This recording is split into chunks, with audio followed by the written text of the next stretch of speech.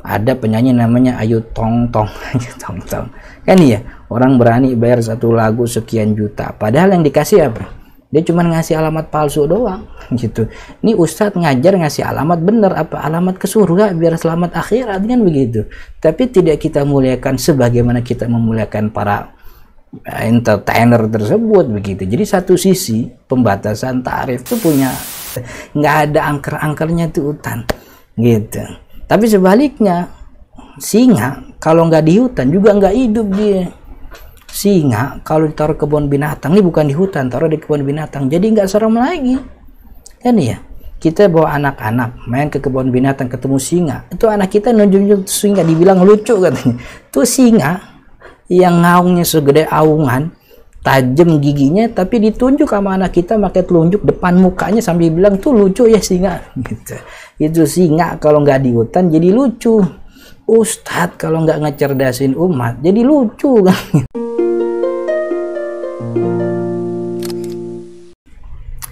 Bismillahirrahmanirrahim. Alhamdulillahi wassalatu wassalamu ala rasulillahi amma ba'du. Assalamualaikum warahmatullahi wabarakatuh. Episode ini kita ngomongin dai, ustadz, penceramah yang menetapkan tarif untuk jasa ceramahnya. Tapi sebelum kita bahas tentang menetapkan atau membatasi tarif dakwah, kita balik dulu ke belakang. Apakah emang boleh seorang guru, ustadz, guru agama, guru ngaji, penceramah minta atau mengambil upah dari dakwahnya? Jadi sebelum kita ngomong batasin tarif boleh apa enggak, kita balik dulu ke belakang. Emang boleh minta upah, boleh ngambil upah. Ada banyak variasi fatwa dalam masalah ini. Kalau kita teliti dalam kitab-kitab klasik tuh hampir ada 4-5 pendapat soal boleh atau tidaknya seorang ustadz, guru, dai, guru agama minta upah atas jasa pengajarannya. Tapi kesemuanya itu mengerucut pada 2 pendapat akhirnya, yaitu boleh atau tidak boleh. Boleh alias halal atau tidak boleh alias haram, nggak boleh. Tapi boleh dan tidak bolehnya ini teman-teman yang dirahmati Allah dengan catatan uang atau upah tersebut diambil dari pelajarnya, dari pesertanya, dari orang yang ikut ngaji gitu. Akan tetapi ulama bersepakat boleh si guru itu minta upah, minta jatah, ngambil upah, ngambil jatah kalau yang ngasih itu baitul mal. Kalau ibarat kita sekarang, kalau yang ngasih negara, jadi ustadz silahkan ngajar sebanyak-banyaknya, tinggal dicatat nanti duitnya kita yang bayar kata negara gitu. Itu boleh, semua sepakat itu. Yang jadi perdebatan boleh nggak boleh itu kalau duit itu diambil dari orang yang ngaji, orang yang peserta, sebagaimana kita dapati di masyarakat kita, guru ngaji minta uang minyak kan gitu, uang minyak dari murid-muridnya. Itu yang akan kita bahas. Jadi pertama, tentu pendapat yang bilang haram dulu nih kita bahas. Oh iya teman-teman yang dirahmati Allah, ini video lumayan panjang ya, karena kita bahas dari 2 sisi, antara ulama yang bolehin, kita jelasin apa dalilnya, dan juga ulama yang mengharamkan, kita juga jelasin apa dalilnya. Pertama kita bahas dari ulama yang mengharamkan, bahwa dai, ustadz, guru ngaji, penceramah nggak boleh ngambil jatah, nggak boleh minta upah, lebih-lebih lagi dia menetapkan tarif. Apa alasan nggak boleh? Pertama, ada hadis dan riwayat yang melarang, banyak ya. Kita tampilkan salah satunya bahwa Nabi Muhammad SAW pernah mengatakan, la iqra'ul Quran, bacalah Al-Quran, wa la ta'kulu bihi wa la tastaksiru bih wa la tastaksiru bih. Baca Al-Quran tapi jangan minta upah dari itu ya, dan juga jangan memperkaya diri dari bacaan Al-Quran itu. Dan Al-Quran di dalamnya punya banyak ilmu yang terkandung di dalam, jadi mulai ilmu fikih, usul fikih, tafsir, terus banyak sekali. Maka terlarang bagi seorang muslim minta jatah, minta upah dari Al-Quran, atau dia ngajarin Al-Quran kepada orang-orang yang minta diajarin daripada dia. Itu riwayat dalilnya. Kemudian juga ada riwayat nih dari sahabat Ubay bin Ka'ab, bahwa sahabat Ubay bin Ka'ab itu pernah mengajarkan Al-Quran kepada seseorang, kemudian dia diberikan sebuah busur panah sebagai upah daripada pengajaran Al-Qurannya. Fadzakartu ila Nabi sallallahu alaihi wasallam, dibilangin tuh kepada Nabi, dia ceritanya, Rasul saya ngajarin orang, kemudian saya dikasih ini busur panah. Kemudian kata Nabi Muhammad sallallahu alaihi wasallam, in akhadtaha akhadta qausan min nar, Kalau ente ambil tuh busur panah, ente berarti telah mengambil busur panah dari neraka. Itu ancaman dari Nabi Muhammad SAW. Faradatuha. Lalu kalau gitu saya balikin lagi tuh. Jadi Ubay bin Ka'ab termasuk orang yang dekat dengan sahabat Nabi, dan beliau yang mendapat titel dari Nabi Muhammad Aqur, orang yang paling mantap baca Al-Qurannya Ubay bin Ka'ab. Lalu dia mengajarkan kepada orang, tapi kemudian orang tuh ngasih hadiah, ngasih upah, kaus, busur panah. Lalu Nabi Muhammad bilang begitu, jangan, itu ente ngambil busur panah di neraka itu sama aja. Lalu dibalikin lagi. Itu beberapa riwayat yang lain juga banyak, tapi memang dua riwayat yang tadi kita sebutkan, riwayat tentang Nabi Muhammad melarang ngambil upah dari Al-Quran dan juga riwayat Ubay bin Ka'ab ini memang diperdebatkan. Sebagian ulama melihat bahwa beberapa hadis ini termasuk hadis yang lemah, karena ada salah seorang pesanatnya yang memang dinilai sebagai orang yang cacat, yang sehingga dia membuat status hadis ini menjadi lemah, tidak bisa dipakai. Tapi apapun itu, ini salah satu dalil yang dipakai oleh kebanyakan ulama Ahnaf, Imam Abi Hanifah, untuk melarang seorang ustadz, guru, dai, penceramah, guru agama untuk mengambil upah dari dakwahnya. Kemudian yang kedua, bahwa ini membebani umat akhirnya. Kalau setiap guru minta diupah, akhirnya orang mau ngajar tuh mikirin duit. Dan iya, kita tinggal di kampung, kita tinggal di daerah tempat yang nggak semuanya kan kaya kan gitu. Kalau cuman bisa yang bayar aja yang diajarin, akhirnya nggak merata nih ilmu gitu. Akhirnya yang miskin udahnya miskin gak sholat lagi gitu. Kenapa? Karena terbebani dengan iuran tersebut. Kata Allah dalam surat Al-Qalam, am tas'aluhum ajran fahum mim maghramin musqalun. Emang kamu minta upah nuh, yang akhirnya bikin mereka tuh terbebani dengan banyak utang gitu. Jadi tidak boleh kemudian seorang dai membebani umat dengan kewajiban yang memang harus dikerjakan, yang ngajarin umat kan begitu. Itu alasan kedua. Kemudian alasan yang ketiga, tidak ada upah untuk kurban. Apa maksudnya? Bahwa Al-Quran dan ilmu yang terkandung di dalamnya ketika kita baca, ketika kita mempelajari, dan memang itu jadi sebuah ibadah. Kurbah itu artinya pendekatan kepada Allah. Jadi ibadah, dan ibadah itu balasannya pahala. Ibadah itu balasannya pahala, dan memang kita wajib beribadah kan gitu. Maka untuk sesuatu yang wajib nggak usah ngambil upah. Kenapa? Karena upahnya udah dapat pahala. Kalau ente ganti pahalanya dengan uang, ya udah dapat uangnya doang, pahalanya enggak tuh gitu. Jadi kurbah itu ganjarannya pahala, dan dia kewajiban, dan kewajiban tidak butuh diupah. Karena kewajiban tuh ya emang harus, orang namanya ibadah ya harus beribadah. Orang yang punya ilmu ibadahnya yang ngajarin, orang yang diajarin ibadahnya ngamalin kan begitu. Ini ibadah kita kepada Allah yang Allah ganjar dengan pahala, maka jangan ganti pahala itu dengan nilai yang sifatnya tidak kekal, nilai uang itu. Maka inilah yang kemudian jadi dasar kebanyakan ulama, atau bukan kebanyakan ulama, ini pendapat Ahnaf, bahwa mengambil upah itu bukan sesuatu yang boleh. Kemudian Nabi Muhammad SAW kan gak pernah minta jatah gitu, minta upah sepanjang hidup. Beliau mengajarkan syariat kepada umatnya, tapi nggak sekalipun beliau minta upah. Kemudian juga yang diberi petunjuk itu yang tidak minta upah. Ini agak ini ya, kurang berkaitan, tapi ini bisa dijadikan dalil oleh sebahagian ulama yang mengatakan nggak boleh ustadz ngambil upah, ngambil tarif. Kenapa? Dalam surat Yasin yang sering kita baca, ittabi'u man la yas'alukum ajra wa hum muhtadun. Ikutilah orang-orang yang tidak meminta imbalan kepadamu, dan mereka adalah orang yang mendapat petunjuk. Sebaliknya kan, artinya orang yang minta upah itu berarti yang nggak dapat petunjuk. Kalau ngikutin orang yang minta upah, berarti kita ngikutin orang yang nggak punya petunjuk. Ngapain gitu?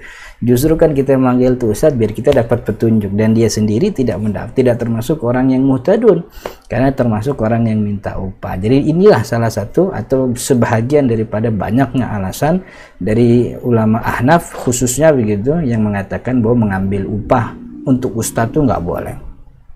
Kita kemudian secara fair kita akan jelaskan bahwa upah bagi seorang ustadz, bagi dai itu sesuatu yang boleh, sah, legal, dan tidak ada dosa.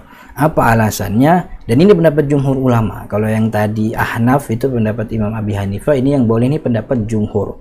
Walaupun kebolehan ini kemudian ada spesifikasi yang ada rincian yang lebih berbeda-beda antara mazhab, tapi umumnya mereka membolehkan. Apa alasannya? Nabi Muhammad melegalkan kok. Nabi Muhammad dalam hadisnya melegalkan orang ngambil upah daripada pengajaran di Al-Quran dan juga ilmu-ilmu yang terkandung dalam Al-Quran. Kata Nabi Muhammad, inna ahaqqa ma akhadtum alaihi ajra kitabullah. Sesungguhnya yang paling layak untuk kalian ambil imbalan atau ongkos atas hal tersebut yaitu kitabullah, Al-Quran. Dari mulai bacanya, mengajarkan ilmu baca dan hal-hal yang terkandung dalam Al-Quran, kita boleh legal layak mengambil upah daripada itu. Dan itu disabdakan oleh Nabi Muhammad SAW secara eksplisit, dan itu dipahami oleh jumhur ulama bahwa bolehnya kita mengambil upah daripada pengajaran kita kepada orang-orang tentang Al-Quran dan juga ilmu yang terkandung dalam Al-Quran. Kemudian yang kedua juga jadi dalil bahwa pengajaran itu punya nilai harta, punya nilai jumlah uang. Apa maksudnya bahwa mengajarkannya kita kepada orang tentang Al-Quran, baca Al-Quran, itu pengajarannya itu merupakan nilai yang bisa diuangkan, nilai yang punya imbalan gitu. Kenapa bisa dikatakan demikian? Ingat gak dulu Nabi Muhammad SAW pernah menikahkan salah seorang sahabatnya yang ternyata dia nggak punya apa-apa. Dia nggak punya harta untuk jadi mahar. Cuman ditanya sama Nabi Muhammad, punya hafalan Al-Quran nggak? Ternyata dia punya hafalan Al-Quran. Lalu Nabi Muhammad mengatakan, qad zawwajtukaha, aku telah menikahkan kamu dengan dia, perempuan yang kamu mau itu, bima ma'aka minal Quran, dengan hafalan Al-Quran yang kamu punya. Dan semua ulama sepakat ya, maharnya itu bukan bacaan Al-Quran, maharnya itu dia nih si laki-laki, dia punya hafalan Al-Quran, hafalannya itu diajarin ke perempuan, itu jadi mahar. Dan semua sepakat ya, semua tahu bahwa mahar itu sesuatu iwat, sesuatu yang punya nilai, sesuatu yang bisa dijual belikan, sesuatu yang ada nilai imbalannya. Kalau Nabi Muhammad menjadikan pengajaran Al-Quran sebagai mahar, berarti pengajaran itu punya nilai, punya imbalan, berarti boleh dong orang kemudian ngajarin minta upah, sebagaimana upah pengajaran Al-Quran itu bisa jadi mahar. Dan ini semua ulama sepakat soal itu. Maka itu tidak ada masalah kemudian kalau ada guru, kalau ada ustadz minta upah gitu ya. Ada anak datang saat mau ngaji nih, ya udah tapi nanti tiap bulan bayar sekian. Itu sesuatu yang sah-sah saja karena pengajaran itu punya nilai, punya uang yang bisa jadi imbalan. Kemudian selanjutnya yang jadi dalil bahwa boleh seorang ustadz ngambil upah itu adalah ini tolong menolong dalam kebaikan kok. Kita nggak bayarin ibadahnya kepada Allah, yaitu mengajarkan, itu urusan dia sama Allah. Cuman kita ini sebagai umat tolong menolong. Si ustadz udah nolongin kita dalam hal ukhrawi, kita diajarin sholat, kita diajarin ngaji, kita ajarin rujuk, ya kita tolong dia dalam hal duniawinya. Dia udah nolongin kita soal ukhrawi, dunianya kan terbengkalai karena sebab apa? Ya dia sibuk ngajarin kita, maka kita tolong duniawinya dengan apa? Kita tutupi kebutuhannya. Kan dia punya anak juga, dia punya bini juga, ya kita tolongin itu dengan apa? Ya dengan kita kasih imbal. Itu kan jadi tolong menolong dalam kebaikan. Si ustadz nolongin hal ukhrawi, umatnya nolongin soal keduniaannya gitu. Jadi sama-sama lah, yang satu ditolongin, yang satu juga nolongin. Wa bukan tolong menolong kan sesuatu yang diajarkan dalam agama. Wa ta'awanu 'alal birri wat taqwa. Ini kita nolongin orang supaya dia tetap bisa ngajar, ia penuhi kebutuhannya, kan begitu. Supaya kita masih tetap bisa belajar, ustadz kita penuhi usaha kebutuhannya. Kemudian selanjutnya ulama juga sepakat kok kalau dalam hal badal haji, ini kan ada orang yang nggak mampu pergi haji karena udah wafat atau karena badannya sakit terus-terusan, itu kan boleh dibadalin. Nah orang yang badalin haji itu semua ulama sepakat boleh kok minta upah. Dan kita ngasih upah kepada orang yang badalin haji orang tua kita atau adik kita atau siapapun itu. Artinya jasa itu bisa. Jadi seperti orang yang jual jasa, istijar, amal itu namanya, kan gitu. Kemudian selanjutnya siapa yang menanggung nafkah guru? Kalau kita maunya dimasukin terus kebutuhan ukhrawi kita diajarin. Lah ustadz kan punya kebutuhan. Kalau nanti ujung-ujung ustadz jadi kagak mau ngajar kenapa? Karena sibuk ngojek. Ustadz lagi nggak mau ngajar karena sibuk kerja di pabrik. Ustadz nggak ngajar karena sibuk jadi anggota dewan. Dia jadi kerjaan di anggota dewan, kan iya. Akhirnya umat pun terbengkalai. Kenapa terbengkalai? Ustadz kagak mau ditanggung. Ustaznya juga kan repot, gua kan butuh duit, anak gua butuh susu, bini gua butuh lipstik, kan itu, gua butuh bensin dan seterusnya. Maka itu mengajarkan, itu mengambil upah dari pengajaran itu bukan sesuatu yang tercela, justru itu sebagai istihsan kita kepada para guru. Jadi itu berkaitan dengan mengambil atau tidak mengambil upah antara orang yang membolehkan dengan yang tidak membolehkan. Artinya dua-duanya sama-sama make sense ya, sama-sama logik begitu dalilnya. Ya tinggal antum pilihlah mana yang paling disukai. Lalu kemudian bagaimana kalau batasin tarif? Kan gitu. Kalau mengambil upah kita udah bahas tadi. Ada yang bilang boleh, ada yang bilang nggak boleh. Tapi kalau kemudian tarifnya dibatasin dengan jumlah sekian-sekian, boleh apa enggak ya?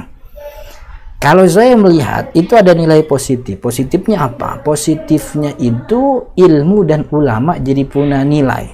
Bisa dimuliakan akhirnya. Ini mohon maaf ya teman-teman yang dirahmati Allah. Kita tuh rasanya nggak segan-segan ngeluarin uang 1 juta, 2 juta untuk hiburan kita. Untuk bayar artis. Jangan bayar artis 17-an kita ngundang tukang dangdut, kita mau bayar tuh, kita mau patungan.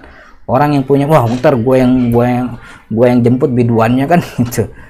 Jadi kalau kemudian untuk hiburan yang sifatnya keduniaan begitu ya, kita mau bayar, kita mau memuliakan itu dengan bayaran yang cukup tinggi, kenapa mau Ustadz kagak boleh sih?